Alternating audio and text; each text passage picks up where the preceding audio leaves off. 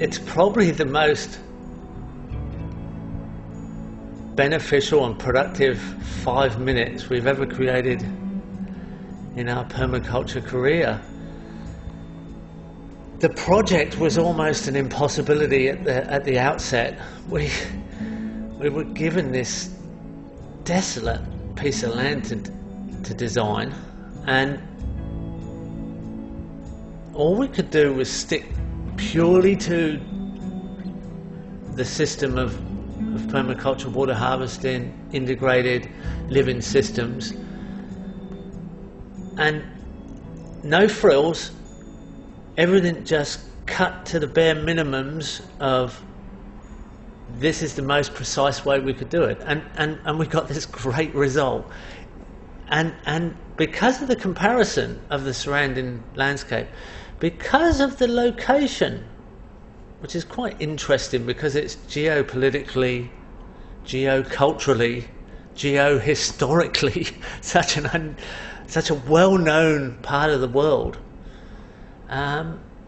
it got this great attraction and attention, which is just what we needed at the time to say, look, we can do this. It's no great rocket science thing. We can actually put this together, even in a salted, flat, arid, lowest place on earth site. And it goes on as one of these great examples. I'm so grateful we were given that possibility to do that work and create this little segment called Green in the Desert, which I hope continues to help people. So we went and had a look and we thought, oh no, this is the end of the earth. This is like as hard as you can get. This is hyper arid, and it's 10 acres of almost dead flat, completely salted landscape, 400 metres below sea level, the lowest place on earth, 2 kilometres from the Dead Sea, right, to about 2 kilometres where Jesus was christened. We've hardly got any rainfall. We've got temperatures in August that go over 50 degrees. Everybody's farming under plastic strips. Everybody's spray. Everybody's putting synthetic fertiliser on. Overgrazed with goats, just like maggots eating the flesh off the bone down to the bones of the country. Literally like maggots, giant maggots eating it to nothing. So we designed up a system that would harvest every single bit of rainwater that fell on it. On 10 acres, there's 1.5 kilometres of swale water harvesting ditch on contour, and when they're full, 1 million litres of water soak into the landscape, and they'll fill quite a few times over a winter. And then we heavily mulched those swales with organic matter, which was trash from organic fields nearby. We put that almost 1/2 metre deep, so we saved that and mulched our swales, which are about 2 metres wide and 1/2 metre deep on the trench. Then we put micro irrigation underneath the mulch, and then on the uphill side of the water harvesting trench we put nitrogen fixing very hardy pioneer desert trees, which help shade and reduce wind evaporation, and also put nitrogen into the soil and structure the soil for us. And then on the lower side of the trench we put fruit trees, majoring in date palms as the long-term overstory in the end, and then we put in figs, pomegranates, guavas, mulberries, now some citrus. Within 4 months we had figs a metre high with figs on, which is impossible. We've done a course, male and female course, trained up some locals, and we got a translator who's working for the project. He had his degree in agriculture in the Jordan University, and he got onto his mates and said in the agricultural department, well, you said we couldn't grow figs, we got figs growing and we got figs on them. You better come and test the soil, because no matter what you say, we're either growing in salty soil what we shouldn't be growing, or we've desalted the soil, and we'd like to know what we've done.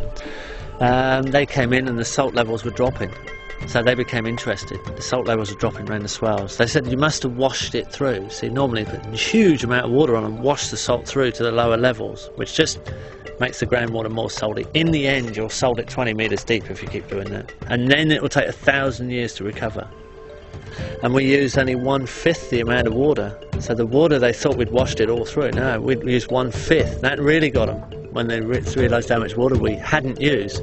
With the same amount of water normally used on that much area, we could have done 50 acres. Originally, people laughed at us because we didn't put straight lines in. We went on contour with these swales. They thought, why don't you put it so you've got a bulldozer, you can flatten the desert, you can straighten it. So we want to go on contour because we've got a longer edge and we harvest the water passively. Then we planted more non-fruiting trees than we did fruit trees, so they laughed at us. Because we were planting unproductive things, more than productive things. What's the point, you know? In soil that won't even grow anything, so you know. And then we covered all the inside of the swale with a huge amount of mulch, where they scrape all their organic matter off and burn it, like most traditional agriculture. In the middle of winter, we got a funny email saying, "We've got a problem. We've got mushrooms growing in the swale." Well, they called it fungus, but when we saw a photograph of it, it was mushrooms, because they'd never seen mushrooms, because they never had that much humidity in living history in the soil. And when you open up the mulch, there's all these little animals there, you know, there's little insects, and the soil has come alive. And the fungi net that's underneath the mulch is putting off a waxy substance which is repelling the salt away from the area. And the decomposition is locking the salt up. And the salt is not gone, it's become inert and insoluble. So we could regreen the Middle East, we could regreen any desert, and we could desalt it at the same time. And if we can do it on an insignificant, flat, little bit of 10 acres of flat desert, if you give us something with catchment, or a wadi, or a canyon, or any of those erosion gullies, we can turn it right around completely. You can fix all the world's problems in a garden. You can solve them all in a garden. You can solve all your pollution problems and all your supply line needs in a garden. Now most people actually today don't actually know that, and that makes most people very insecure.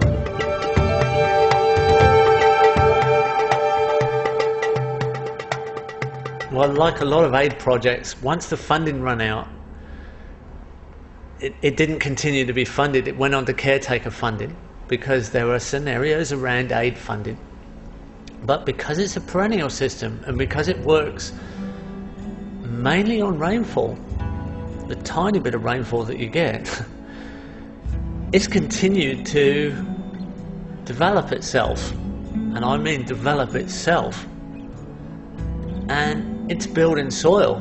We continue to document it, although it's not well funded. It continues to produce, and it's still used by local people as an example.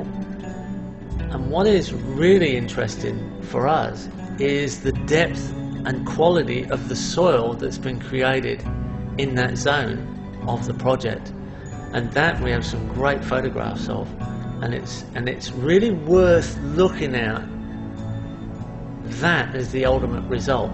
From really barren, salted soil to very fertile, high humus, dark topsoil, created by the ecology we put together after the water harvesting earthworks were established.